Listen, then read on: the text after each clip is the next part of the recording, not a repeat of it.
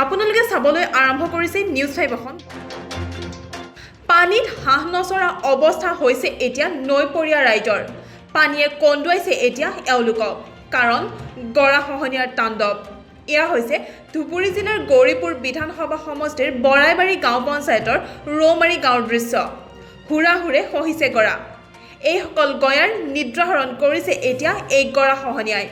কিন্তু কাণসাৰ নাই মন্ত্ৰী বিধায়ক তথা জনপ্ৰতিনিধিৰ পাহাৰ ভৈয়াম সকলোৰে উন্নতিৰ কথা কোৱা চৰকাৰ এতিয়া নিদ্ৰামগ্ন ৰাজ্যটো বিজেপি কেন্দ্ৰটো বিজেপি কিন্তু কামত পূৰ্বৰ কংগ্ৰেছ চৰকাৰৰ দৰে অৱস্থা এয়াই এতিয়া বৰ্তমানৰ ৰাজনীতিৰ পৰিস্থিতি সাধাৰণ লোকৰ খবৰ ল'বলৈ আহৰি নাই এইসকল জনপ্ৰতিনিধিৰ জানাও যে আমার কিছু তথ্য প্রদান দেওয়ার কারণে